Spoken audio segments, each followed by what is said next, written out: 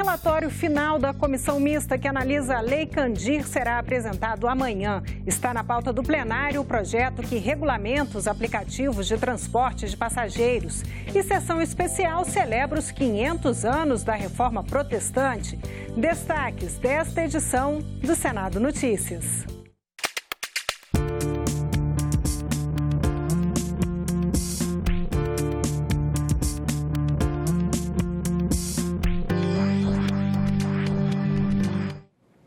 Olá, boa noite. O relatório final da comissão mista que analisa a Lei Candir será apresentado amanhã. A legislação isenta a exportação de produtos agrícolas do imposto sobre circulação de mercadorias e serviços. O problema é que a lei não define regras específicas para compensar os estados pelas perdas. Os governadores argumentam que a falta de regras claras para a compensação causou perdas expressivas aos cofres dos estados e municípios e que o repasse feito pelo governo federal sempre ficou muito abaixo da renúncia fiscal feita. Para uma perda de 41 bilhões, os estados estão recebendo, na realidade, a cada ano, cerca de 3 bilhões e 900. Então, isso nós temos que discutir. Criada em 1996, a Lei Candir prevê a desoneração do ICMS para produtos exportados e créditos tributários para bens de capital e serviço. Mas as regras e prazos para compensar os estados não ficaram claros. Governo federal e estados divergem sobre o assunto. A União entende que a desoneração de exportações de investimentos, que são os bens de capitais, ela é inerente a um imposto como o ICMS, enquanto os estados entendem que não.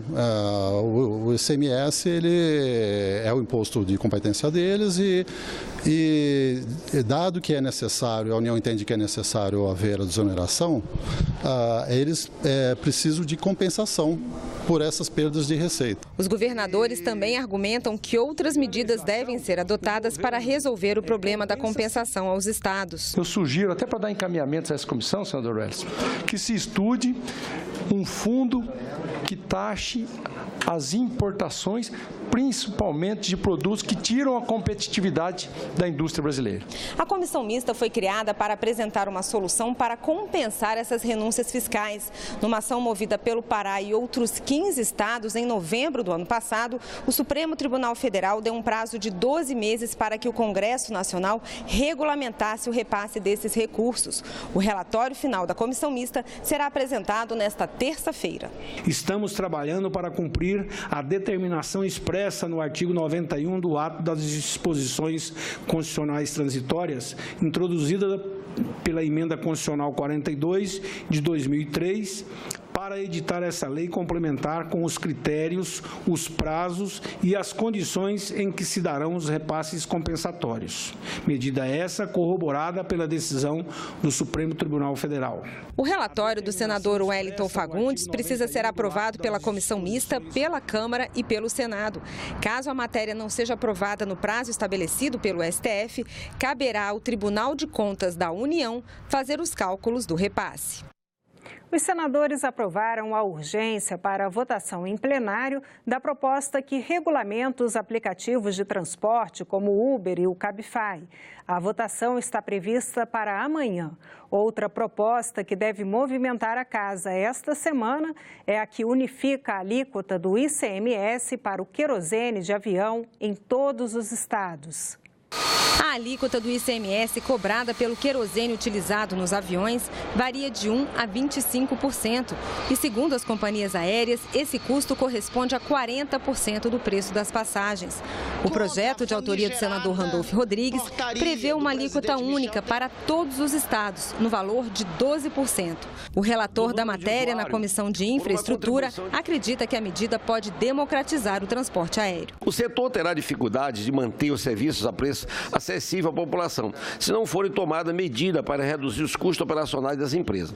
A readequação da política de cobrança do ICMS é, portanto, uma medida necessária para manter o serviço a preços acessíveis aos usuários, especialmente para a parcela de menor renda. O senador Jorge Viana acredita que a unificação da alíquota pode permitir também mais ofertas de voos.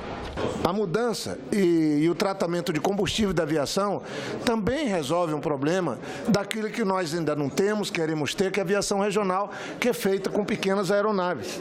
Outro projeto que está na pauta do plenário regulamenta o serviço de transporte por aplicativo, como o Uber e o Cabify. Sem acordo na Comissão de Ciência e Tecnologia, a matéria será votada diretamente no plenário. O relator da proposta, senador Pedro Chaves, apresentou um substitutivo ao projeto da Câmara que retira algumas exigências aprovadas pelos deputados, como a necessidade de os motoristas por aplicativo usarem placa vermelha, a autorização do poder público e o pagamento de taxa de licença anual. Em nenhum lugar da legislação diz que o táxi é placa vermelha. O que o CTB diz é que todo mundo que faz transporte remunerado de passageiros é placa vermelha. No texto do relator Pedro Chaves, que ele cria padrões para esse sistema e, no final das contas, esse tipo de lei cria efetivamente uma regulação, não uma proibição. Hoje, conversando com alguns parlamentares, eles viram a possibilidade de nós alterar pontos que são substantivos. Um deles é eliminar a placa vermelha, colocando, obviamente, uma identificação, né, nos carros que usam aplicativos. Essa identificação é importante até para a segurança do passageiro.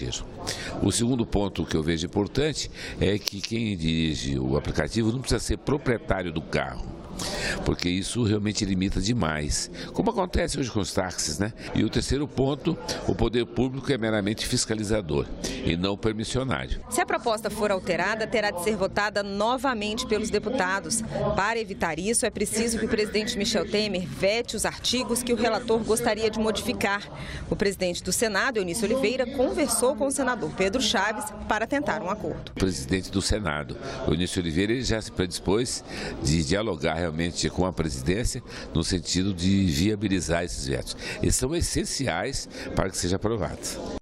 Está marcada para amanhã, às 19h, no plenário da Câmara dos Deputados, sessão do Congresso Nacional para analisar vetos presidenciais a matérias aprovadas pelo Legislativo. O Congresso deve analisar também 14 projetos que autorizam créditos orçamentários a ministérios e órgãos públicos. Os 500 anos da Reforma Protestante foram celebrados hoje, em sessão especial no plenário do Senado. Além do hino nacional, hinos que têm marcado a caminhada do povo evangélico no Brasil desde o século XIX.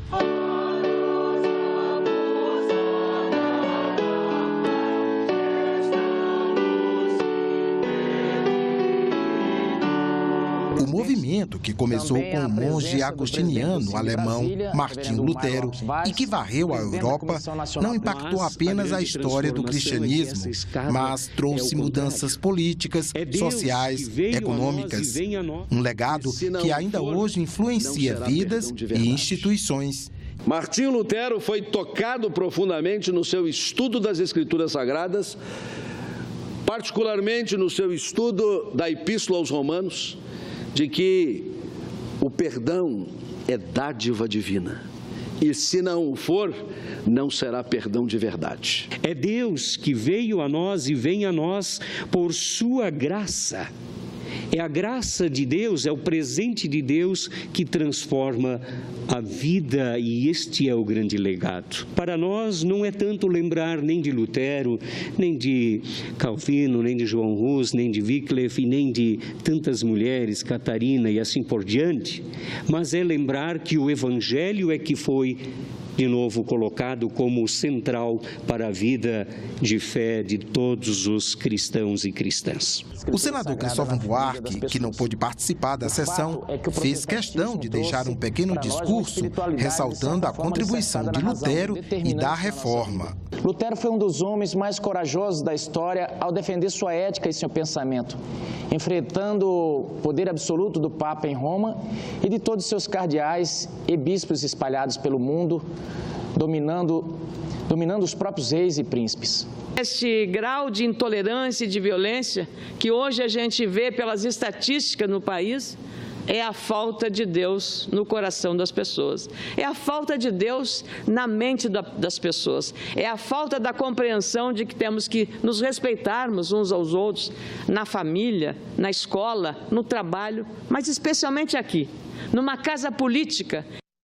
A senadora Fátima Bezerra defende a prorrogação do Fundo Especial de Financiamento da Educação.